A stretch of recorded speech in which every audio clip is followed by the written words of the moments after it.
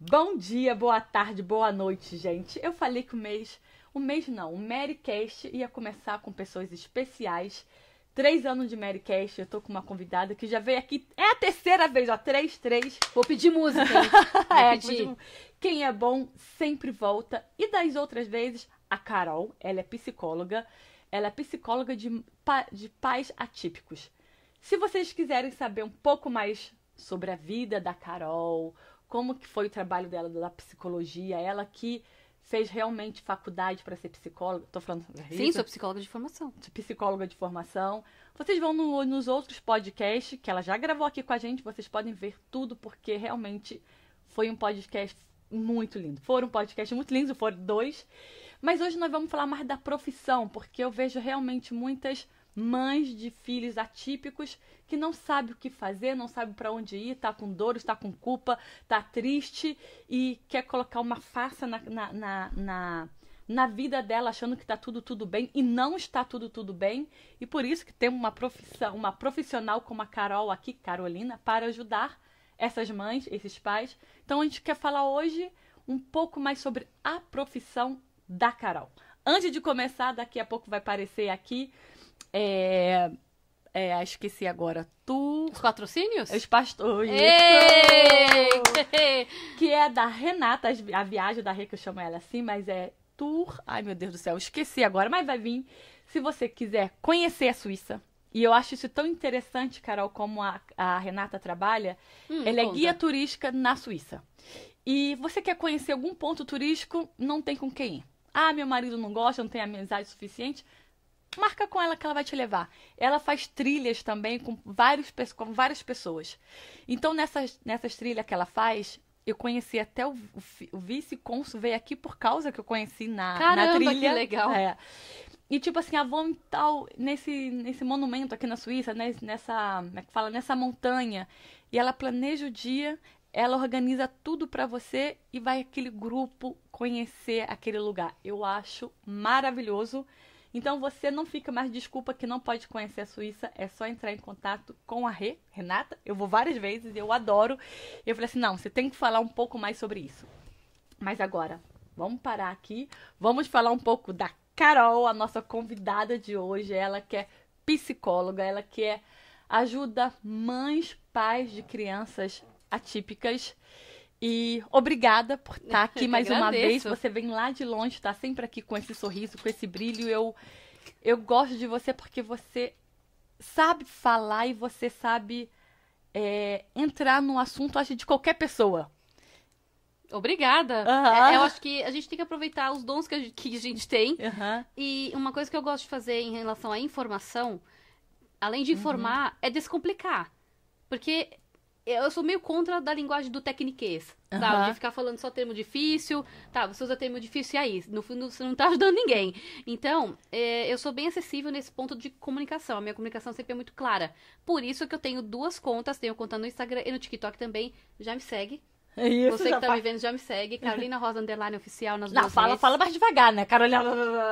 Vamos lá, Carolina Rosa _ oficial nas 2 redes, é só me buscar. São conteúdos diferentes, porque são plataformas diferentes, mas principalmente no TikTok, a minha comunicação é muito clara, muito assertiva, sabe? E eu dou muitas dicas e tudo mais por lá, e eu tiro até dúvidas do pessoal por lá. Então, vocês podem me mandar mensagem, que eu sou bem aberta, posso responder até em formato de vídeo. Quem sabe o seu vídeo não é contemplado, não é mesmo? Então, é bom.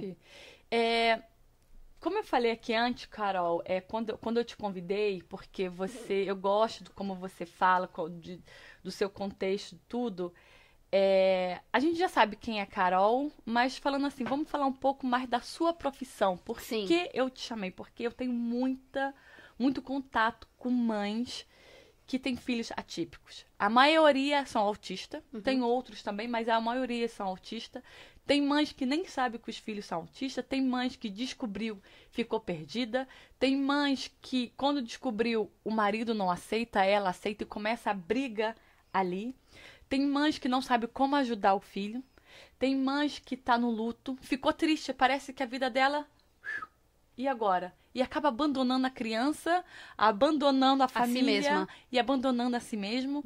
Então eu vejo que tem vários tipos de diagnóstico, uma família com uma criança atípica. Sim. E qual seria o papel da psicóloga, o seu papel com essas pessoas? Sim, como psicóloga de formação, eu vou te contar uma coisa que as pessoas têm muitas vezes a ilusão, tipo, psicólogo sabe tudo, já estudou sobre um monte de coisa. Gente, psicologia é uma ciência muito vasta. E na faculdade, interessante falar disso, porque a gente está falando de, sei lá, 10 anos atrás, né? E na faculdade em si, nós não tivemos muito contato com essa temática de pessoas com deficiência. De famílias que têm pessoas com deficiência na família. A gente teve, quando muito, foi 1 ano. E eu estudei 5. Uhum.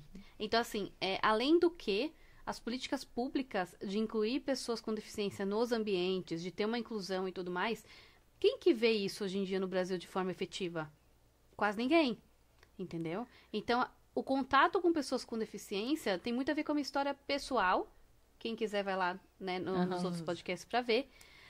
E com o meu trabalho aqui na Suíça, né? Que aqui na Suíça, desde que eu comecei a morar aqui, há 7 anos, eu tenho contato com a área da educação especial. Então, o meu contato foi com as crianças atípicas desde sempre aqui. E as dores das famílias dessas crianças são muito parecidas com as dores que a minha família passou. Daí que vem a minha escolha por esse nicho. Isso é muito bom da gente deixar claro, Mary, porque as pessoas muitas vezes confundem que o psicólogo vai atender a criança, quando sempre fala na parte família. Só que a minha parte não é cuidar da criança atípica, é cuidar de quem cuida dessa criança atípica. É cuidar de quem cuida. Entende? Então, o meu papel principal é estar para esses pais.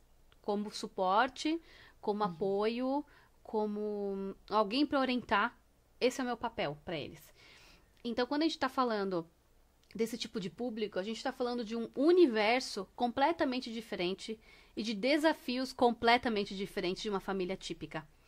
Igual você falou, tem mães que entram no processo de enlutamento. Então, o que eu mais escuto de pessoas que me procuram eu fui no médico, levei a meu filho para ter um diagnóstico, né, para ver se teria um diagnóstico, e a criança teve.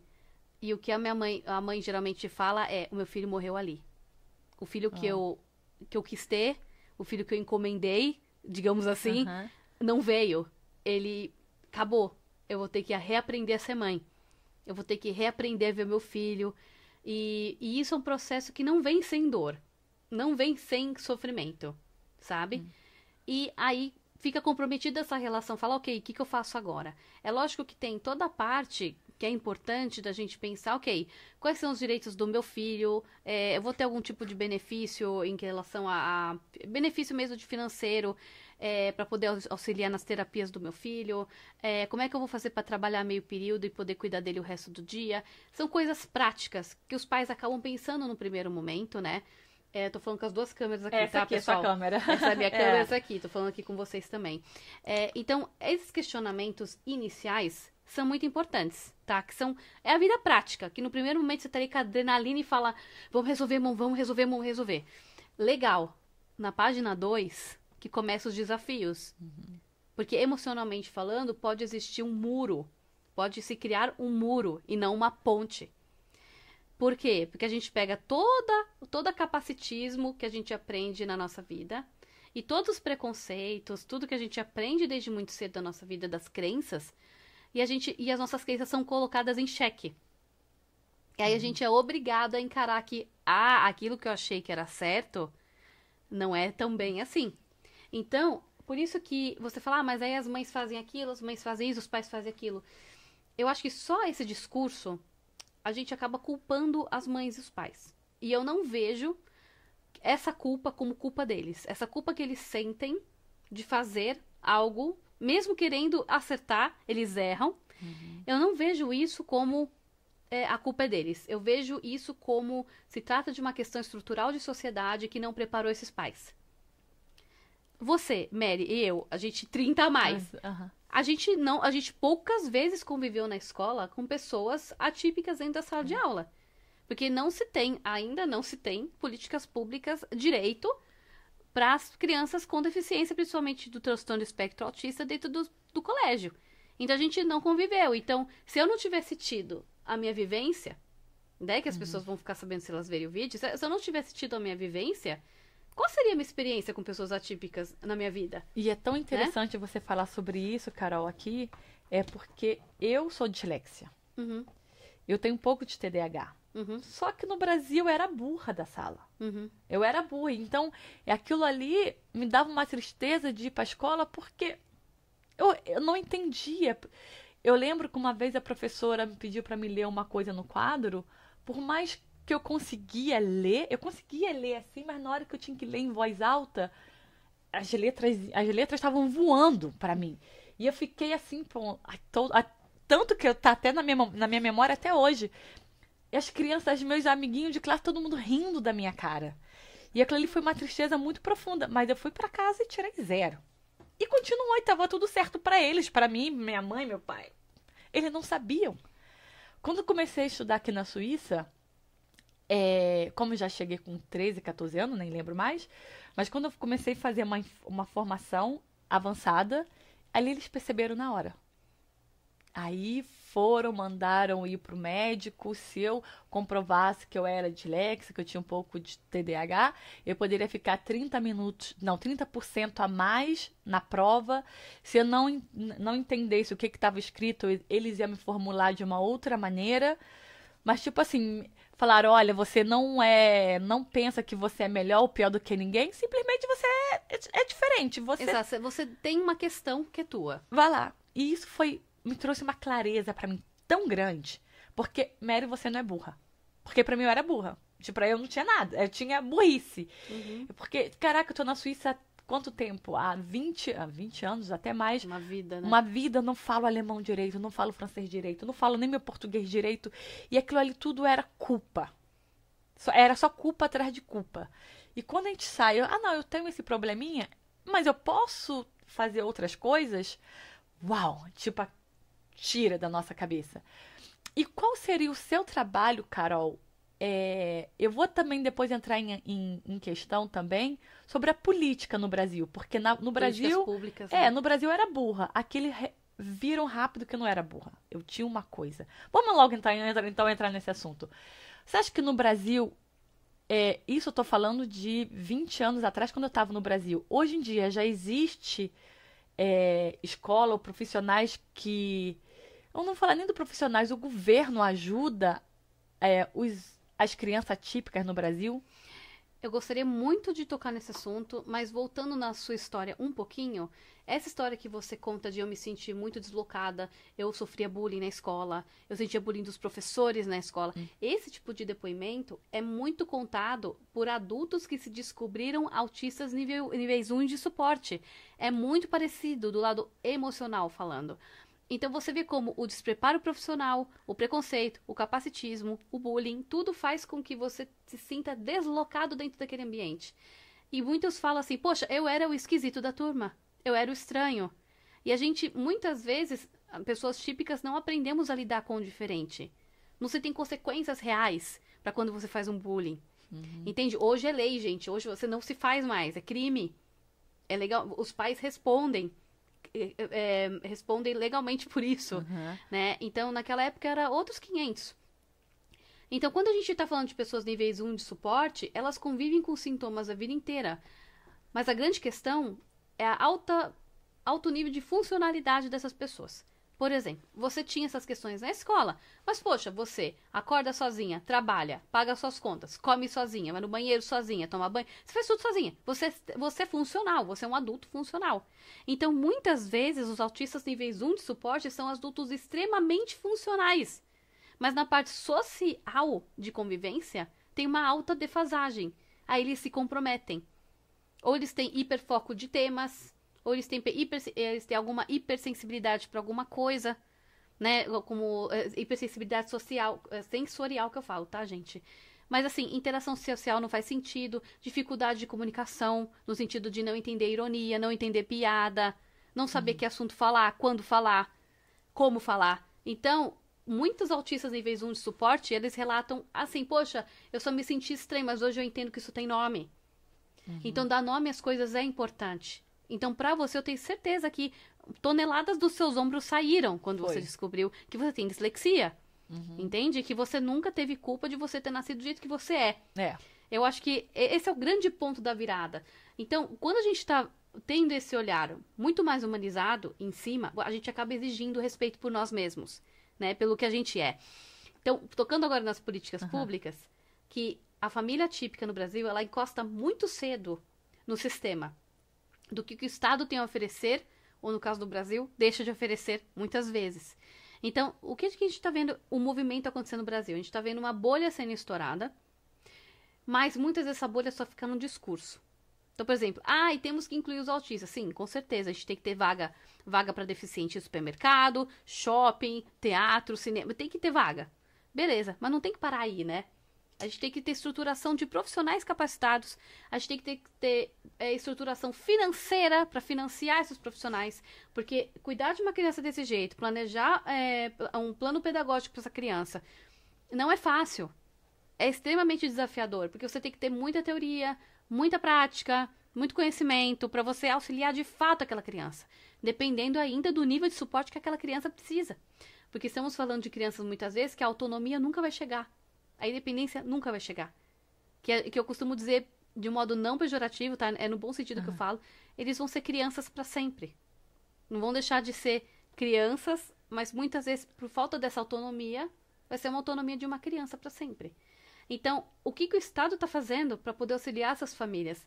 O que a gente vê, eu preciso ler um pouco mais sobre isso, mas existem políticas sendo colocadas para votação para que o INSS dê um salário para essas famílias atípicas para auxiliar na parte financeira. Bolsa... Como se fosse uma bolsa. É isso mesmo, tá? Não sei o valor, eu tenho que ler mais sobre o assunto, eu não tive tempo para isso, mas tem projetos de lei sendo aprovados sobre isso. Mas a gente tá falando, então quer dizer que todo mundo vai pegar a bolsa, vai ficar confortável. Gente, o Brasil, a gente tá falando de um país que o salário mínimo é um salário mínimo de fome. A gente tá falando de R$1.500 de um salário mínimo, né? Então, todo auxílio não vai ser um salário mínimo de auxílio. Então, não sei quanto tá o preço de uma cesta básica hoje no Brasil, mas todo mundo que fala que tá muito caro os preços, R$1.500 não dá para viver. Então, a gente está falando de uma mãe e pai atípicos que muitas vezes, na maioria da população, são pessoas pobres. Na maioria dos casos, os dois têm que trabalhar. Na maioria dos casos, a mãe tem que abrir mão da vida e só virar cuidadora. Ela não vira outra coisa. Então, nós estamos falando de vários níveis de camadas de sofrimento. E o quanto que o Estado não provê para isso. Tem algumas falsas resoluções que as pessoas falam, tipo, a privatização, etc e tal, não é a solução. Tem outras soluções para isso, mas a maioria das soluções é investir dinheiro onde tem que investir. Simples assim. Então a gente vê falta de políticas públicas por conta disso. O que eu vejo nas redes sociais, que eu acho que o brasileiro é muito mais aberto do que o europeu para falar, é sobre falar sobre o diferente, falar sobre o que está incomodando. O brasileiro é muito mais aberto a isso. Aqui, nas poucas tentativas que eu tentei fazer, tipo, como se fossem campanhas de conscientização, o discurso sempre foi, não vamos falar sobre isso para não estigmatizar. Sempre foi esse discurso de não vamos estigmatizar. Tá bom, vamos lá, mas todo mundo é igual. Não, eu sou o contrário. Todos somos diferentes. Ponto. Ponto final. Todos nós somos, mesmo entre os típicos. Poxa, eu sou totalmente, na minha parte física, eu sou completamente diferente de você. Mas o meu modo de pensar, de aprender, de estudar, de ver o mundo é diferente do seu modo. E ponto final, nós somos diferentes. Então, por que não falar das diferenças? Porque se a gente só coloca num discurso, somos todos iguais, o que vamos debater ali, então? Exatamente. Quando a gente esbarra na barreira, esbarra na diferença, né? Né? Opiniões diferentes, né? Como você está falando, todo mundo tem essa opinião. Mas vou voltar só mais um pouquinho sobre a política, como você está falando aí.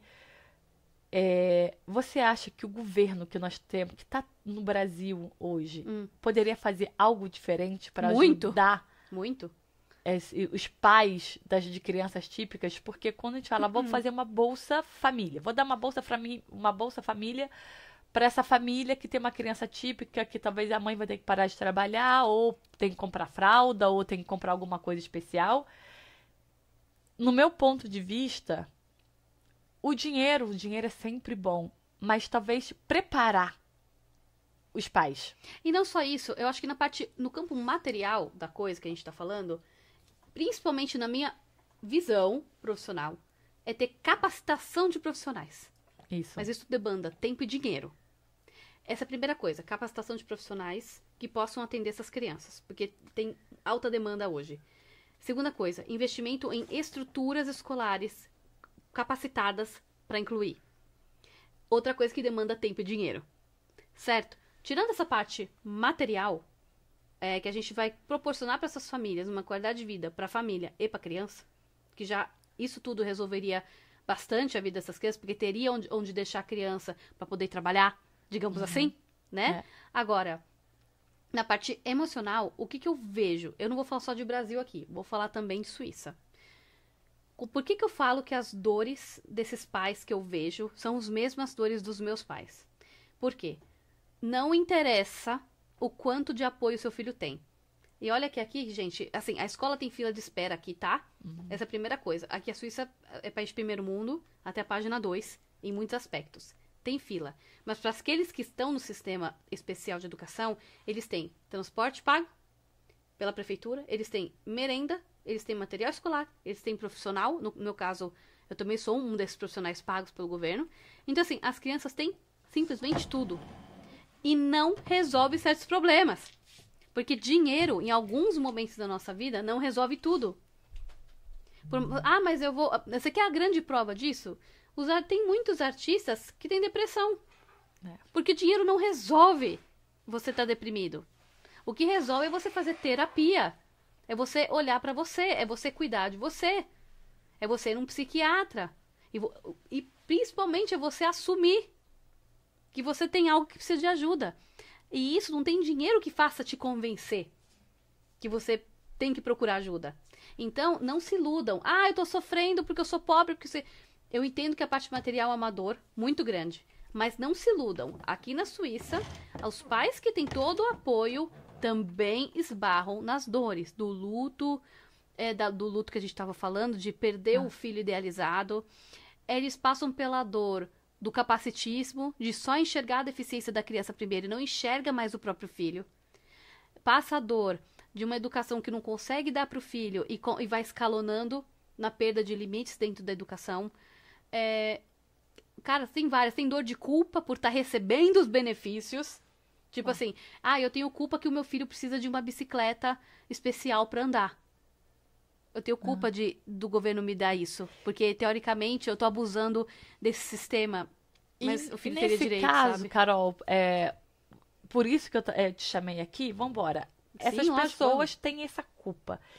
E, às vezes, ela nem percebe que tá com culpa. Ela transforma isso em tristeza. E em comportamentos também. Ou em comportamento, ou em vergonha, quer ficar mais dentro de casa, não quer sair. Como a Carol, profissional... Aí ela tá vendo um podcast e fala assim, eu sinto isso, eu sinto essa culpa de não querer, às vezes, mostrar que eu recebo alguma ajuda, eu sinto culpa eu idealizei meu filho e ele não é aquilo ali. Ok, mas o que a Carol poderia oferecer para essa família? O que eu posso oferecer no meu trabalho é o entendimento o primeiro entendimento de que as coisas que nós acreditamos, muitas vezes não são nossas. Tem muita coisa que a gente acredita, mas que são pessoas que falaram coisas na nossa cabeça. Faz parte de uma cultura, faz parte de crenças, até religiosas ou crenças que a gente só coloca na nossa cabeça mesmo que é certo e errado. Fazer entender que existe uma história por trás dessa família. Uma família não começa quando a mulher engravida, ou quando se adota uma criança, ou num casamento. A família começa antes. Porque todos nós, antes de casar, antes de unir com alguém para ter uma família, nós temos nossa crença das nossas famílias.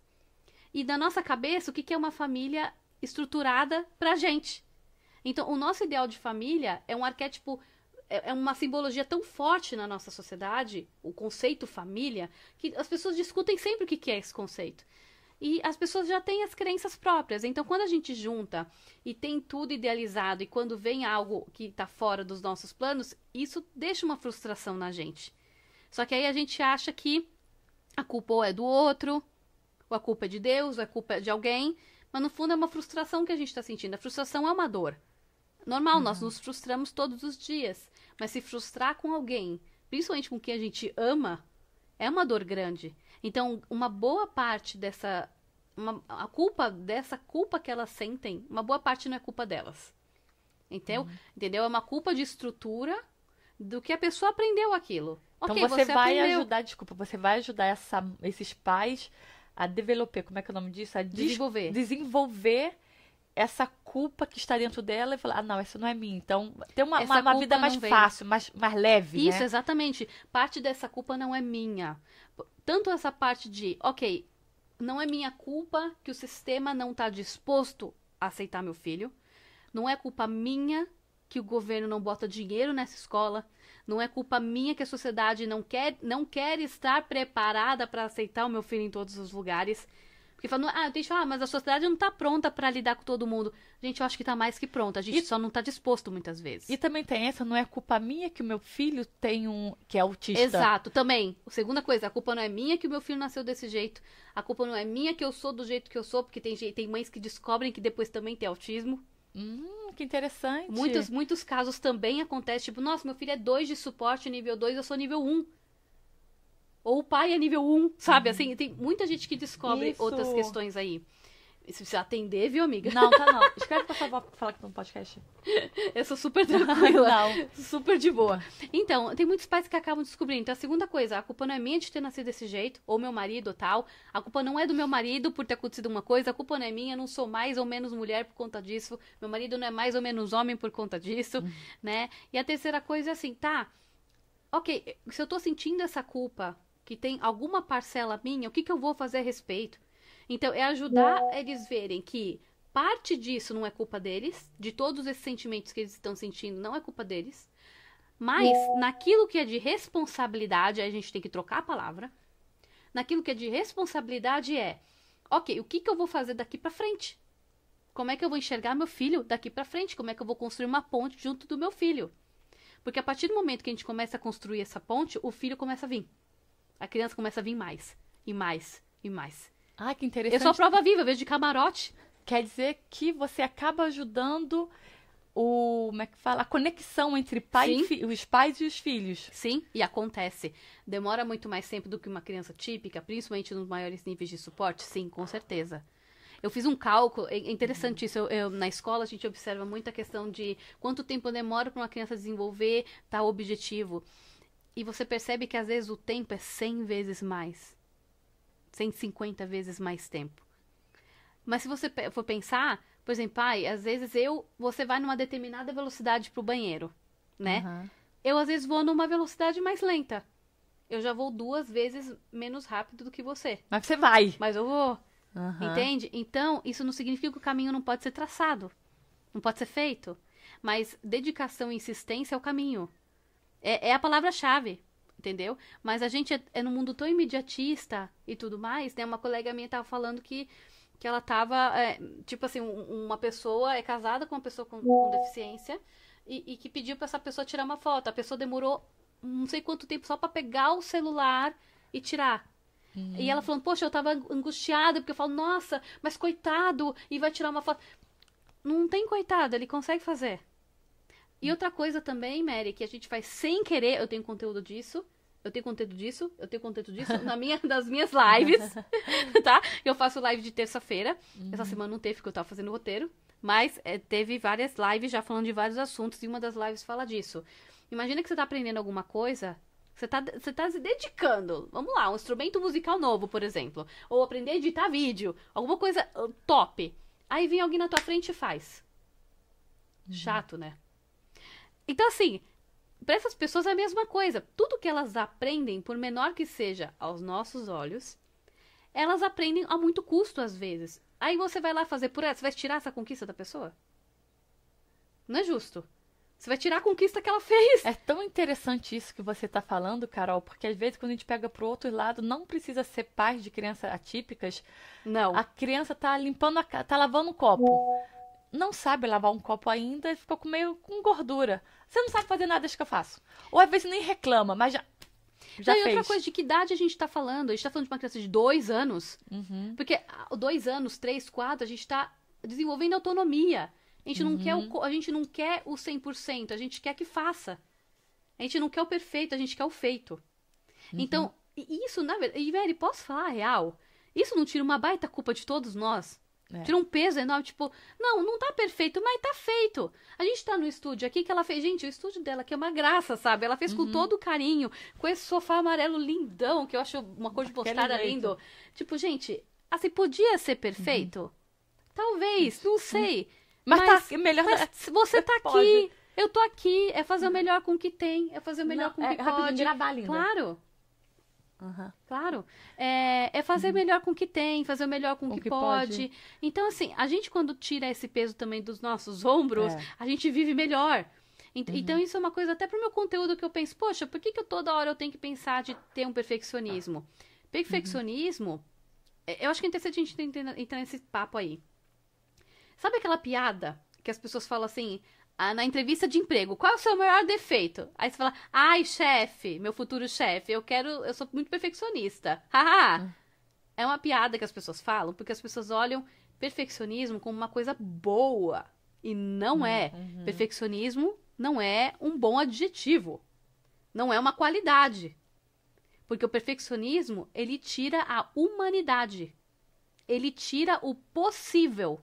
Quando você fala, eu sou perfeccionista, você está assumindo que o possível para você não existe. Só existe o impossível, não existe o possível.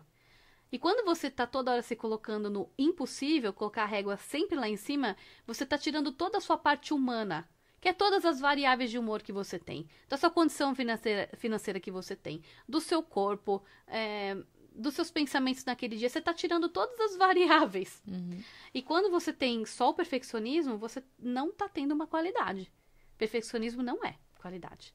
Pelo contrário, é um defeito você ser perfeccionista. Porque você tira toda a sua humanidade. Então, quando a gente dá esse olhar assim mais humano para as crianças, a gente está dando dignidade. E é isso que eu quero levar para os pais. Tipo, vamos tentar dar um pouquinho mais desse olhar seu para o seu filho. Porque o resultado vem, Mary. É uma coisa assim... só quem vive sabe. Mas porque o nosso posicionamento no âmbito escolar da nossa equipe é muito assim, tipo, eu tô vendo você primeiro, depois a sua deficiência. Então, como você já me mostrou que você consegue fazer X, Y, Z, por que eu vou te ajudar a fazer X, Y, Z? Eu vou te ajudar a fazer outra coisa que você ainda não aprendeu.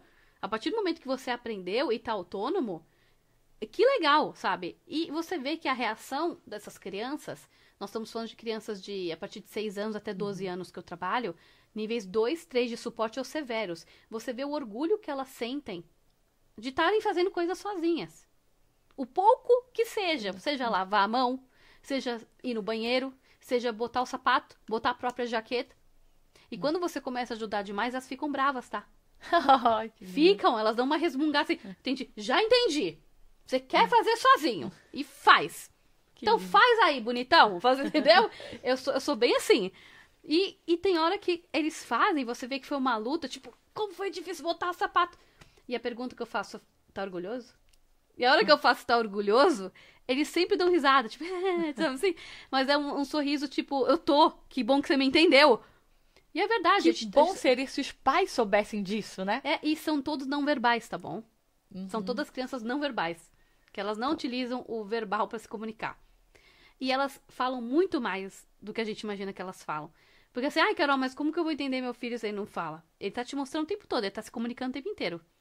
É a gente que tem que aprender a falar com eles, e eles também têm que aprender a usar outros tipos de comunicação, de materiais de comunicação. Isso você ensina? Eu dou bastante dicas no meu TikTok, me sigam. Dou bastante dicas. Então temos a comunicação PEX. Eu tenho o Pictoset, que eu mostrei essa semana, que é como se fosse um conjunto de figuras que você usa para trabalhar com a criança num sentido de emergencial. A criança precisa de você, precisa de comunicar alguma coisa, ou você precisa comunicar uma coisa de pronto. Eu coloquei o quadro antes e depois, também é um modo de comunicação de você mostrar primeiro faz uma coisa, depois vamos fazer isso.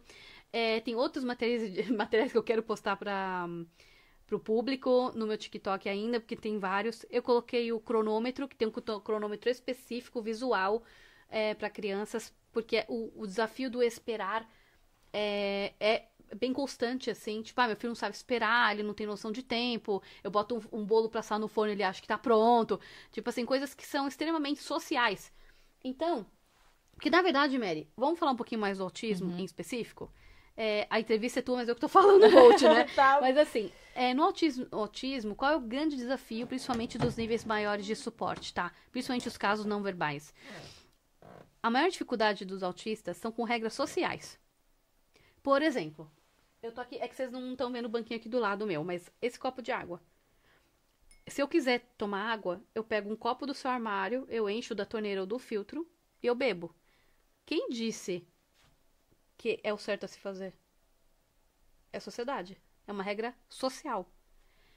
Para uma criança autista, se ela tá com sede, ela vai direto na fonte. Pra que copo? Ela vai colocar a mão e... às vezes nem a mão. Vai enfiar a boca assim. Na teoria, ela tá certa. Tá entendendo? Ela tá certa. Ela tá com sede, buscou a solução. Ela não pensou esse meio do caminho. Você pensar num copo ou num talher pra comer, esse é o meio do caminho. Não é o final. O final é beber a água que tá aqui dentro. O problema é sede, o copo é o meio do caminho e beber a água é o final. Então, essa parte do meio do caminho, que é a parte social, é o grande desafio muitas vezes. Então, por exemplo, quero brincar lá fora. Eu só vou sair. Por que eu preciso botar tênis? É uma regra social. Pode ter justificativa que for, mas vai sentir frio. É uma regra social. Nós somos cercados de regras sociais. Por que a gente está sentado aqui no sofá e não no chão? Uhum. Por que quando eu chego na tua casa eu tenho que ter uma etiqueta e você na minha tem que ter também? São regras sociais. Então, na verdade, você vê que tem um campo de sinceridade aí no meio de eu tenho uma necessidade de eu buscar uma solução para o que acabou.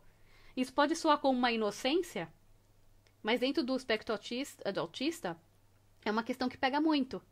Então, você ensinar sempre o social para a criança atípica é um desafio. Porque pra gente que é típico, a gente pega assim.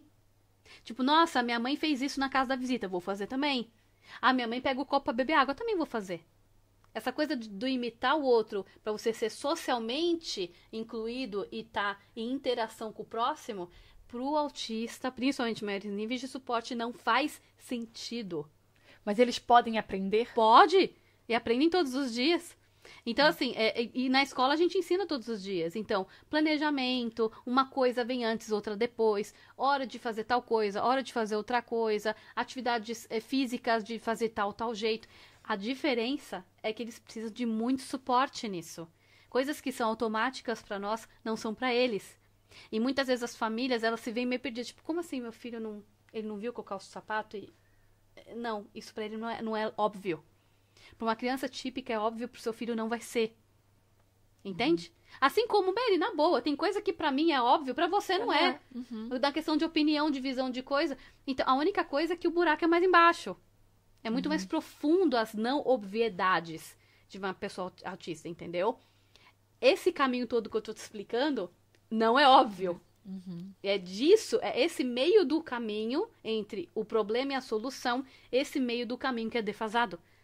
E o meu caminho como profissional para orientar os pais atípicos é também falar, ok, como vai ser a sua postura emocional, a sua postura diante de uma situação que você vai ter que ajudar o seu filho a buscar uma solução.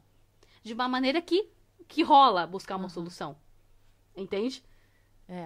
Uau, é tão interessante isso. É bem isso. complexo. É interessante e complexo porque para os pais que estão passando por esse momento, eles começam a entender, como você falou, né? Eles vão na fonte. Exato. É o certo para eles. Para que se eu tô com sede, por que eu vou ter que pegar um copo? Então, os pais que estão passando por aquele momento, não, meu filho tá fazendo isso, meu filho tá... E o meu filho não me entende, mas o filho também não entende, pai. Então, quando os pais começam a perceber, graças ao seu trabalho, que vai dar mais clareza, talvez, na mentalidade dos pais, vai ser tudo mais fácil, mais leve e a conexão dos dois também. E eu vejo também que eu tenho uma colega, que ela é mãe de um filho atípico, que ela descobriu agora, como você falou antes, que o pai também tem um grau de autismo também? De autismo. E ela tá numa vida que ela já pensou em divorciar, porque ela não aguenta mais. Isso pra ela é só peso. A vida dela, eu tenho que levar no médico, eu tenho que sair do trabalho, eu tenho. E pra ela já percebeu que o filho, ele é autista, mas o pai é simplesmente uma criança preguiçosa, uma criança nem preguiçosa, mas ele fala malcriada. Então, ela tá carregando tudo isso. Você também poderia ajudar essa mulher. Com certeza. Com certeza. Porque a gente tá falando de várias camadas de dor aí, né, Mary? A gente tá falando primeiro de uma camada do casamento. Que um casamento, ele não fica dessa maneira de um dia pro outro. Né? Então, pensar mesmo se ela quer se dedicar a essa relação. Não tô falando pra gente, pelo amor de Deus. Carol, vou botar um corte polêmico aqui. Carol fala que é pra separar. Não é isso. A questão é sempre botar na balança o que tá valendo pra ela nesse momento, se tem solução, se o parceiro é colaborativo pra achar uma solução pro casamento deles, né? Eu acho que é um ponto ideal pra gente falar disso. Agora, em relação à criança atípica, que você, pelo que eu entendi, esse pai não respeita. Não. Mas ele não aceita. Ele não é obrigado a aceitar. Na boa, eu não sou obrigada a te aceitar. Você não é obrigada a me aceitar. Mas você é obrigada a me respeitar. E eu respeitar você. Tirando o discurso de ódio, que não é opinião, vou deixar bem claro, discurso de ódio não é opinião, eu sou obrigada a respeitar você. Então, na verdade, uma coisa que os pais às vezes não colocam na conta é, eu quero aceitar o meu filho. Tá, pera. Você quer aceitar seu filho, mas você tá respeitando o teu filho? Porque ele nasceu desse jeito e não vai mudar. Pode melhorar certas coisas, tal, mas a condição com que ele nasceu não vai mudar. Você respeita o fato dele ter nascido assim? Porque o seu filho, antes de ser o nome qualquer da deficiência, ele é seu filho primeiro, ele já tá lá dentro. Seu filho já existe. Então, na verdade, esse pai, né, que tá me ouvindo, se você tiver essa oportunidade, respeite primeiro o seu filho. Sabe por quê? Você quer que o seu filho te respeite do jeito que você é? Sabe, isso a gente acaba não pensando sobre as crianças, qualquer que seja a criança. Você quer que a criança respeite o fato de você ser, por exemplo, uma mulher mais gorda, uma mulher não sei o quê, que trabalha ou que escolheu ficar em casa, ou que tem certos comportamentos. Você quer que a criança te respeite do jeito que você é e você não respeita o jeito que ela é. Então tá, então vou te dar um exemplo de uma família que acontece. Que eu vi também outro dia, vou trazer esse caso. Uma criança, um jovem, ele tá talvez agora com 13, 14 anos. E como você falou, o meio, eles vão direto na fonte. Sim. E é uma criança, ela vai pro banheiro, ou ela tá no quarto dela, começa a se masturbar. Um menino. Certo. A gente tá falando de uma puberdade. Puberdade, tá. Bom. Aí ele solta o negócio dele ali. Só que ele não limpa. Já fiz, vou pro meu quarto. Não sei se já teve casos assim. Então, os pais ficam, limpa. Só que na cabeça dele, eu já senti, eu já fiz o que eu tinha que fazer, ele não gosta de limpar. Aí depois vem a briga do pai e da mãe. Aí, por causa daquilo ali, começa um outro conteúdo de dores, de tristeza, porque por causa daquilo ali, você pode limpar? Pode limpar. E ele, eu acho que ele esquece, eu não sei o que acontece ali na criança, que um dia ela pode limpar, outro dia ela esquece, e por isso que o pai fala que ele é simplesmente preguiçoso, é malcriado, porque ele esquece, às vezes, de fazer as obrigações dele. O meio, ele foi direto na fonte, ele fez e tchau. Isso, exatamente. Então, lembra a questão da urgência e da solução? Exatamente. Mas o pós nisso, a gente tem que considerar, ok, mas existe toda uma questão social. Você limpar o seu lençol é social. Mas a gente não tá falando só pra menina, gente. A menina vai ter a menarca. Também é social se você mancha o lençolzinho, você trocar. Entende? Mas às vezes pra uma menina autista atípica, que menstruou, também vai ser uma questão. A gente tá falando aqui de todas essas questões sem tabu, tá, gente? Mas assim, porque é interessante a gente falar. Os pais que vão vir até mim são pais que querem falar sobre isso. Exatamente. São pais que não têm tabu.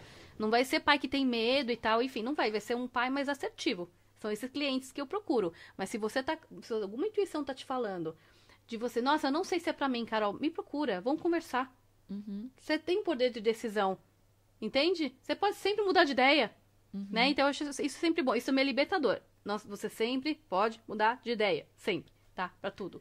Agora, isso também são regras sociais. E com a puberdade, por que piora? Porque a gente tá falando de rigidez cognitivas que aumentam a intensidade, porque a rigidez cognitiva faz parte do transtorno do espectro autista. que são questões de, ok, eu não entendo, ou uma coisa sempre tem que ser assim, porque sempre foi assim, e eu tenho dificuldade para mudar, fazer algo novo, sair da minha rotina. Então, a rigidez cognitiva vai fazer com que esse jovem entenda ainda menos. Principalmente se essa família nunca estruturou questões de consequências para ele. Então, por exemplo, olha, filho, tá sujo isso aqui, não dá, tem que fazer. Nem que ele não entenda o motivo. Você é a mãe. Entende? Tipo, eu tô mandando, eu sou sua mãe. É pra fazer. Você tá na nossa casa, é pra fazer. Pode falar sim também? Sim. Como você falava com uma criança...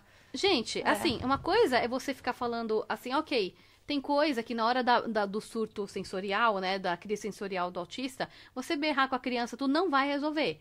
Existem outras estratégias em outros pontos. Agora, você aceitar que o seu filho deixe algo sujo porque ele é autista, eu não enxergo isso como uma forma digna de você tratar seu filho. Entende o que eu tô falando? Uhum. Eu acho que, assim, mas ele não vai entender. Tá bom, mas o seu limite ele entende. Pode ser que ele não entenda o motivo. Mas o motivo de minha mãe tá mandando, sim. Porque, na verdade, é uma relação ali. Quando você começa... E olha que interessante, Mary. Quando você começa a falar dessa maneira com o seu filho, ele vai entender o seu papel na relação.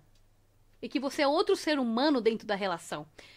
A questão mais difícil também, além de todos os desafios que eu já estou citando aqui, é a simbiose que acontece dele com as pessoas que cuidam. Principalmente os casos maiores de suporte ou para outras deficiências com deficiência cognitiva junto, com atraso cognitivo do desenvolvimento. O que acontece? Tem uma simbiose muito grande entre quem é o cuidado e quem é o cuidador. Isso é muito comum de acontecer. Mas quando você começa a se posicionar diante dessa criança e dar mais dignidade, e você começar a ver primeiro a criança, depois a deficiência, você começa a sair dessa simbiose. E fica uma relação mais saudável. Por menos que essa criança queira desgrudar dessa simbiose. Porque dói também. Você dessimbiosizar de alguém também é dolorido. Mas é importante para nossa individualidade. Em algum momento, você e sua mãe tiveram que falar, mãe, eu sou adulta, tenho minha vida, sei fazer as coisas. Eu também tive que fazer isso com a minha mãe e com meu pai. Tipo, isso tem que acontecer muitos mais antes do que a gente tá pensando. Quer dizer que eu vou sair dessa simbiose com 18 anos com meu filho? Não! O seu filho tem que começar a entender que ele é um outro indivíduo muito antes. E quando tem esses quadros nessas famílias, na cabeça dessa criança não fica muito claro o que é ela, o que é a mãe. O que é ela, o que é o pai. Então, se tem muito uma mistura do que é eu e o que é você. Olha que interessante. Imagina a gente estar aqui e eu estar pensando o que eu estou pensando, mas você não tem muita clareza do que é eu, o que é você nessa relação. Como que seria essa conversa? Como seria essa conversa se fosse essa relação? Mas a gente entende aqui. A Mary, a Carol, a Carol. Enfim, entende? A gente consegue ter uma separação mental das pessoas. E quando a gente tem uma outra postura com essas crianças, as crianças começam a entender, eu sou fulano, eu não sou a tia não, entendeu? Mesmo que isso venha na base do limite, que não são muros, são pontes. Então, as crianças atípicas, elas vão prender mais na base do limite. Muito provavelmente sim, porque esses limites não são limites para se compreender, mas são limites para dar uma limitação do que é eu e do que é você. Porque eu ainda estou sempre falando sobre o seu trabalho. Sim. Porque eu conheço e tipo assim, nesse limite, talvez, dessa minha amiga, ela vai gritando, às vezes ela quer bater. Porque como ela não consegue dar o limite pro filho, ela quer... talvez ela não sabe, por isso que eu falo a importância de ter uma psicóloga do lado, os pais atípicos, porque o amor dela é brigar, vou bater, ele vai aprender. E só atrapalha mais. Então, isso é uma boa coisa pra gente adicionar. Será que ela tem tanto desespero de perder o amor do filho que ela abre mão do respeito? Isso é um questionamento, não é só pras mães atípicas, não. É só pras mães no geral e nos pais. Os pais, geralmente, estão perdendo o respeito dos filhos porque eles estão desesperados pelo amor dos filhos. Entendeu? É muito profundo essa fala, porque o amor vem depois. O respeito vem primeiro. O amor construído vem depois. essa conta que as pessoas não fazem. Porque a gente não nasce sabendo amar, Mary. Você não nasceu sabendo amar, eu também não. A gente começou a amar nossos pais depois do momento que eles começaram a dar respeito pra nós. E dar respeito porque você ama alguém também é por limite. É também por consequência. Não, eu sou sua mãe, eu amo você, por isso você não vai nessa festa. Porque eu sei que vai ter gente, não sei o que, não sei o que lá. Não foi indireta pra ninguém. Tá escutando, né, linda? Não foi indireta. Não foi indireta. Mas é mais pra adolescente que a gente escuta. Eu também escutava, tá, querida? Eu já tive 15 anos na minha vida. Eu sei. Eu já fui adolescente. Você também já foi. E hoje a gente sabe, realmente, cara, minha mãe me livrou de umas buchas. Mas é por isso a importância do profissional que tá na área de saúde.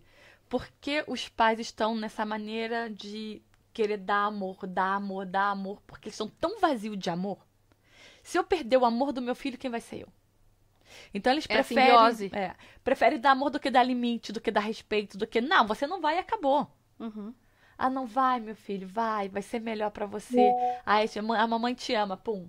Só tá estragando realmente os filhos, porque é falta de amor. Porque o não é amor também que ela tá dando. Não, você não vai e acabou. E por quê? Porque eu não quero. E pode explicar também depois. Sim. E pode ser também porque eu sou sua mãe. Pode ser também, pode ser. Só assim, mas... Sabe, porque para essas crianças maiores maiores níveis de suporte, muitas vezes eu como cuidadora eu tenho que falar porque eu tô falando. Porque a criança não vai entender o motivo. Sabe? A criança às vezes não vai entender. São regras sociais. Por exemplo, por que a criança não pode comer 5 pedaços de bolo no aniversário? Não tem, primeiro, você pode falar, não tem bolo para todo mundo. Se você comer 5 pedaços, não tem bolo para todo mundo. Ou pode fazer mal para tua saúde. Você já tá acima do peso, pode ser ruim pra sua saúde. Ou sua mãe não quer que você coma mais de 2 pedaços. Você pode dar um monte de explicação, mas dependendo do nível de suporte que essa criança precisa, ela não vai entender. Mas isso não significa que você não pode dar o limite. Você fala, não, porque eu tô falando. E pronto. Eu sei que você pode ficar bravo, não tem problema. Tipo, é você aceitar que a criança vai ficar pé da vida. E você aceitar o fato de que ela tá pé da vida. E falar, eu entendi, você tá bravo. Não, me bater você não vai. Não pode? Eu não te bato quando eu tô brava? Tipo, né? Se eu não te bato quando eu tô brava, por que você me bate quando você tá bravo? Eu vou esperar você se acalmar, não tem problema, não vou te deixar sozinho. Esse é meu posicionamento. Vamos lá, você precisa de um tempo pra se acalmar? Eu vou com você lá fora, não tem problema, eu vou com você. Eu não vou te deixar sozinho por sua segurança. Mas eu não vou te dar o que você quer só porque você quer. Entende? Então, quando você tem esse posicionamento, a criança começa a te respeitar mais... Né? E começa a te ver, tipo, nossa, a minha tia pensa diferente de mim. A tia da escola, tá, gente? A tia da escola pensa diferente de mim. Ela me trata como gente. Já aconteceu da criança respeitar mais vocês, tias da escola, do que os próprios pais? Já, acontece direto. Infelizmente. Assim, eu falo com tristeza porque eu vejo o sofrimento no olhar dessa mãe. Entende? E a gente não tá falando, ai, a gente é melhor. Não, é que a gente segue um planejamento pedagógico e nós temos coerência nas coisas que a gente fala. E eu sei que a vida é difícil, mas a coerência é quase material, é quase uma coisa que você pode tocar. Porque imagina, Mary, você tá aqui comigo, você marcou comigo hoje, aí você desmarca. Hoje você desmarca. Ai, Carol, não dá pra você vir. Aí numa outra vez você marca comigo, aí eu posso vir. Aí na outra vez não posso vir. É uma incoerência, você tá sendo inconsistente, você tá sendo incoerente. Quando você me traz uma coerência, você me traz segurança emocional. Eu vim aqui hoje porque eu tive a segurança de que você ia me receber. É claro, gente, vai acontecer um motivo de força maior. Meu, eu fiquei doente, sei lá. Acontece. Alguém morreu, sabe? Acontece esse tipo de coisa. E eu tenho que ter flexibilidade para entender. Mas você me mostrar o seu comprometimento comigo, você me mostra segurança. Então, toda vez que você dá um limite pro teu filho... Você está mostrando uma segurança para ele. E isso pode vir em longo prazo? Pode. Mas a relação acaba mudando em algum momento, entendeu? Mas os pais estão desesperados para dar um amor, que eles acreditam que é amor, e estão perdendo o respeito dos filhos por conta disso. Pode ser uma questão estrutural de sociedade? Pode. Tá bom, mas o que cabe você, mãe e pai típica, fazer sobre isso? Né? Uau, que interessante, Carol. Outro caso que eu também tenho de uma mãe de filho atípico, ela é solteira. Tá, mãe solo. Okay. Mãe solo. Já teve cliente? Você gosta de falar paciente ou cliente? Eu falo cliente porque, assim, é um posicionamento muito mais da psicologia social, né? Apesar de muito, eu tenho um paciente na clínica e tal.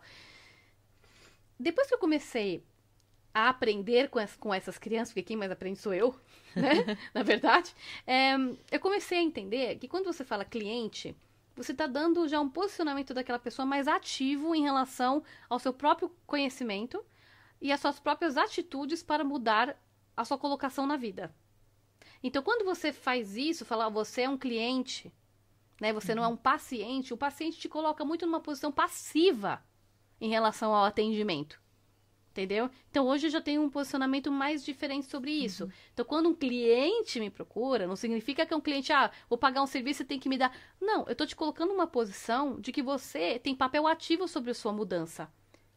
Entende? Quando eu falo que você é paciente, é muito na questão de, parece que você é mais passivo, você tá dependendo muito de mim. E eu não quero que você dependa muito de mim. Você pode precisar de mim. Tô aqui pra isso e precisar de mim. Mas eu não quero que você dependa de mim. Entendeu? Porque é muito ruim você depender de alguém, emocionalmente falando, Mary. Isso é muito bom, Carolina, você tá falando sobre isso. Só Carol, gente, são todas Carol, vocês, né? tudo certo. Você falando sobre isso porque você, como você falou, ela não vai depender de você, ela tá ali por um certo tipo de momento para poder aprender algo que você estudou, tem sabedoria e prática. E prática para ensinar, para ela ter uma vida mais leve. Então, não é uma coisa, já vai com um coitadinho. Eu tô coitadinha, olha, tô precisando de você, não sei o que. Não, tô pagando, porque eu quero ficar com uma vida melhor. Quero resolver. Tô sofrendo, mas quero resolver. É igual mulher bem resolvida em divórcio, já viu? Tô sofrendo em casa, chego em casa, choro, mas na frente do cara pra assinar os papéis eu tô ótima. Não é? Então assim, e vai procurar um advogado, advogado, eu tô sofrendo. É a mesma coisa, o cliente vai procurar advogado. O advogado fala cliente, não fala paciente. Verdade. Né? Ele fala cliente. O cliente procura e fala, não, advogado, é o seguinte, ele fez isso comigo, fez aquilo com meu filho, e não sei o que lá, ele é um cafajeste, ele não presta, e chora. O cara vai te dar o suporte, mas você fala assim, beleza, o que a gente vai fazer agora? Agora que você já entendeu essa dor tua, o que vamos fazer agora? É o mesmo princípio. Então, você quando procura, assim, na boa, Mary, ninguém procura advogado, médico e psicólogo porque tá tudo bem. Eu só vim fazer um check-up e ver se tá tudo jóia. Ninguém faz isso. Todo mundo procura na hora da dor. E tá tudo bem, esse é o nosso papel acolher vocês na hora da dor. Mas a questão é, e onde tá a sua capacidade de mudar como ser humano? Porque eu acredito na mudança. Eu vejo mudança todos os dias na minha frente. Eu acredito na mudança. E eu sei que as mulheres que vão vir até mim, os pais que vão vir até mim, são pessoas que acreditam na mudança também. E que querem ter mais autonomia. Porque, no fundo, quando você faz isso com as famílias, você está empoderando a história dessas famílias. Elas acabam se reapaixonando pela história da família.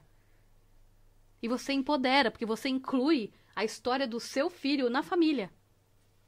E olha, e não se iludam, isso reverbera. Você é consteladora familiar. Sim. De reverberar, você sabe. Isso reverbera. O modo que você enxerga o mundo, as pessoas, nossa, você mudou, você inclui seu filho ele, mudou. Né? Isso, e você não vai mais permitir pessoas que distratem seu filho. Você não vai mais permitir pessoas que joguem capacitismo em cima dele. E você vai ter forças para lutar pelos direitos do seu filho. Eu quero dar força para as mulheres. Se for para fazer barraco, faz. Se você quiser, lógico. Se for para fazer... levar isso pra justiça, leva. Porque as famílias, às vezes, não têm opção, Mary. No Brasil, as famílias atípicas não têm opção. Elas têm que lutar pelos direitos, porque não tem. Entendeu? Não tem os direitos respeitados pros seus próprios filhos atípicos. Então, se eu puder ser uma ponte para criar essa força para essas famílias, eu vou ser. Eu voltando brava, Carol, no assunto mãe solo. Sim. Eu que tomo conta da Linda sozinha, já vejo que não é tão fácil, tipo, final de semana. Quem tem pais aqui na Suíça, não sei como é que é no Brasil, um final de semana, 2 finais de semana por mês, você tá com seu pai. Então tem aquele final de semana para fazer o que eu quero. Às vezes só para dormir ou para sair, não importa, ainda. Mas uma mãe solo que tá com filho, talvez dá 100%, que isso acontece muito no Brasil. Infelizmente, sim. Infelizmente. Talvez essa mulher seja mais carregada ainda. Ainda, sim. Mais ainda. É uma maneira diferente de tratar essas mulheres?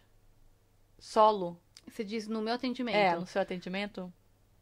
Olha, as dores são muito parecidas, porque a dor do luto vai acontecer, mas acho que o que acontece é uma dor do desgaste mental. Porque nós mulheres, nós já temos sobrecargas mentais automáticas na nossa vida, socialmente falando, tá bom? Mas quando a gente tá falando de mãe solo, o desgaste é muito maior. O gasto mental e físico é muito maior. Então a gente tem, muitas vezes, até sintomas de burnout e tudo mais, por conta de uma exaustão dessas mães, que são obrigadas a ter dupla, tripla jornada de trabalho. E uma quádrupla com um filho atípico. Então, eu acho que vai muito no caminho do acolhimento, também, e do caminho de deixar essa mulher falar, porque muitas vezes ela tá sozinha, não porque ela não tem amigo, mas ninguém tá disposto a ajudar. A gente tá falando de mãe sem rede de apoio, certo? Na hora que seu filho é atípico, muitas falam, as minhas amizades sumiram, foram embora. E todo mundo que fala que quer ajudar até a página 2. Aí ninguém quer saber lidar com meu filho. Entendeu? Posso deixar meu filho com você? Ah, não. Ah, eu queria tanto conhecer uma nova pessoa, com quem eu vou deixar meu filho?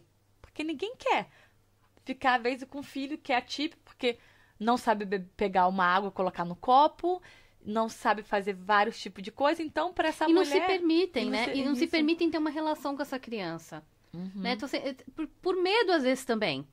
Tipo, nossa, o que eu vou fazer que a criança vai entender e tal... Entende? Então, a gente se permitir se relacionar com pessoas diferentes, a gente ganha nisso também. Mas nas mães solo, quem me procura que é mãe solo, geralmente fala, cara, eu tenho um espaço pra falar de mim. Eu tenho um espaço pra falar da minha vida. Tipo, porque ninguém quer saber da minha vida. Eu sou invisível.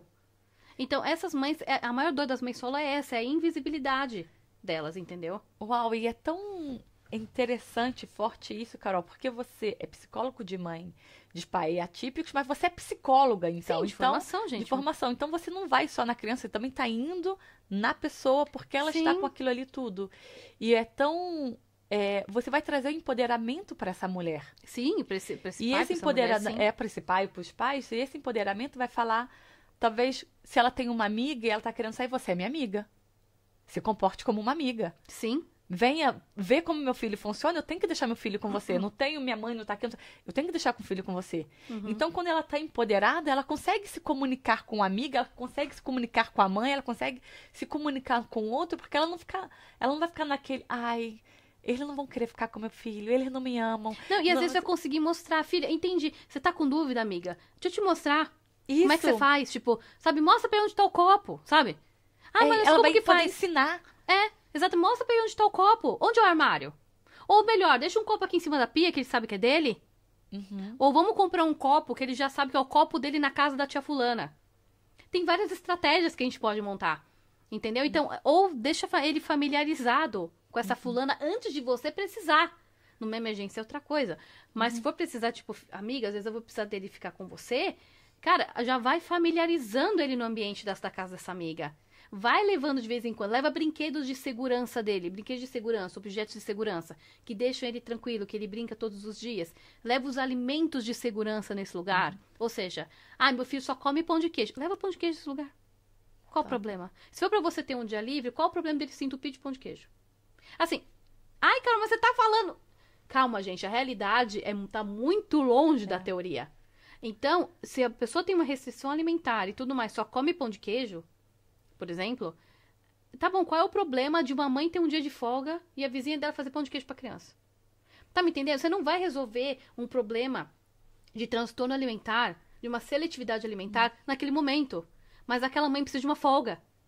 Então, a gente ser flexível no seguinte, isso é uma coisa que eu queria comentar também. A gente ser flexível também com essas pessoas diferentes de nós, é a gente humanizá-las também. E humanizar a mãe. Então, eu vou contar uma história agora pra vocês, que agora é minha vez de contar uma história. Eu tava numa festa dessas de... Parece quermesse de interior de cidade lá. Tem aquelas mesas grandes. Isso, exato. Era comprida. E eu tava sentada junto com meu marido na época. Não era marido, né? Era namorado. A gente tava sentado nas duas últimas cadeirinhas de um dos lados da mesa. E tinha um canto com uma cadeira na ponta da mesa. E aí a gente tava comendo e tal. A gente, mais uma família do outro lado da mesa, que devia ter umas 8 pessoas. E aí, um cara que a gente já conhecia, né, na cidade, por ser uma pessoa em condições de rua. Era uma pessoa que a gente já sabia, já tinha visto algumas vezes. E a gente desconfiava também que teria alguma questão de atraso cognitivo, alguma coisa desse tipo. Ele chegou porque ele deve ter ganho alguma coisa na festa, né? Alguém deu alguma coisa pra ele, ele sentou na mesa e começou a comer como se fosse uma criança pequenininha, comer com as mãos, sabe? Ele não pegou o talherzinho nem nada, ele começou a comer. E não era um lanche necessariamente que ele tava comendo, sabe? Então ele derrubou na roupa, assim, como se fosse uma criança pequena comendo, né? Se sujou bastante e tal. Enquanto essa pessoa tava comendo, que pra mim, assim, eu não liguei pra situação, nem meu marido na época, a família toda do outro lado da mesa foi saindo aos poucos. Foi olhando muito torto pra ele, com cara de nojo, e foi saindo da mesa, aos pouquinhos. E eu fiquei assim, meu, eu vou continuar na mesa, porque ele não tá fazendo nada de mal, essa pessoa. Ele só tá comendo de um jeito que eu não como, mas sim, mas ele tá comendo. E aí, depois que ele finalizou, ele pegou o guardanapinho, limpou a boquinha e tal.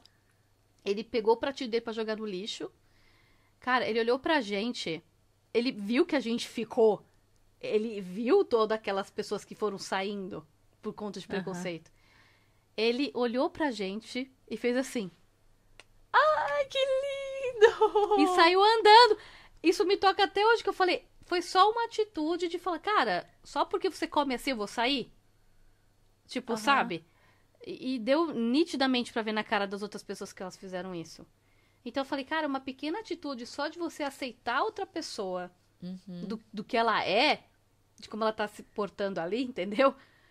Já é o suficiente. Então, já é uma mudança. Então, imagina o quanto aquilo na vida dele, naquele momento, mudou. Exatamente. Sabe? Talvez também, Carol, os pais desse homem pode ter sido também muito forte, porque talvez se ele tivesse envergonhado, ele nem ia comer, ele ia sair. Talvez os pais ensinaram, não importa o outro, é você. Come. Talvez, eu não conheço a história dele. Pois é, a gente mas como não é um sabe. caso social, a gente já imagina muita coisa do porquê que ele foi parar lá. Exatamente. Do porquê que ele tá em condição de morar na rua. Né? Porque ninguém mora na rua, não existe morando de rua. É outra palavra que fala hoje, né? Condições, né? Outras condições. Então, assim, a gente não sabe a história daquela pessoa. Mas, se você for focar... Assim, temos duas partes nessa história, que eu acho que é interessante a gente focar. Ah, caramba, você não tá falando que a gente tem que ensinar as pessoas atípicas a fazerem as coisas, a buscar soluções, a aprender as regras sociais e tudo mais. Sim, eu tô falando pra aprender, mas não tô falando que o tempo inteiro a gente vai enfiar numa forma. Então, a gente também tem que ter uma tolerância maior. Tipo, ok, ele tá comendo com o garfo. Ah, mas ele tá sujando toda a blusa dele. Ok, coloca um guardanapo. Um babador, né? Que chama de babador, né? Coloca um babador nele. O importante é que ele tá comendo com o garfo que você ensinou e ele conquistou, né? Então, assim, a gente também achar um meio termo de, cara, eu tô ensinando, ao mesmo tempo ele aprendeu assim, ele pode olhar melhorar. Pequenas vitórias, né? Exato, exatamente. Então, as pequenas vitórias fazem parte. E você tem um olhar positivo também pra tudo que vem. Porque, por exemplo, uma vitória muito grande pra mim pode não ser grande pra você. Mesmo tendo um esforço descomunal da minha parte. Então, a gente deixar de julgar o tempo todo o outro por conta disso também. Do que ele faz, do que ele deixa de fazer. De um modo perfeito. A gente já falou que perfeccionismo não é uma qualidade. Então, tirar um pouco desse olhar também. Então, ao mesmo tempo que a gente tem uma postura firme, a gente também tem um carinho com esses momentos de conquista com as crianças, né? Então, acho que essa força também dos pais, quando eles mostram, as crianças falam, cara, você tá dignificando tudo que eu sou. Tudo que eu posso, tudo que eu consigo fazer. E tudo que eu ainda sou capaz de fazer. E isso não tem preço. É por isso que eu escolhi esse nicho. Porque eu podia ter tomado 2 caminhos, né? Eu podia ter escolhido um nicho diferente. Eu podia ter escolhido. Ou não ter escolhido nenhum. Falar, ok, eu passei pelas dores da minha vida, eu vi as dores dos meus pais, mas não quero mais lidar com isso. Eu podia ter feito. Mas não, eu escolhi esse nicho. De propósito. Com toda a consciência e carinho do mundo. Eu escolhi os pais atípicos para trabalhar com eles. Não vou atender seu filho, mas vou atender você. Tá? Assim, e essa relação, você atendendo a pessoa, a relação entre você e a pessoa vai mudar a relação entre ela e o filho. Entre com ele certeza. E os filhos. É uma escala dominó do bem, que eu chamo. E uau. Gente, dá vontade de ficar... Perceberam, né? Dá vontade de ficar conversando aqui um tempão com a Carol, porque... Ai, também dou. Você tá conversando com o psicólogo, você abriu a caixa. Vai ainda, porque vai...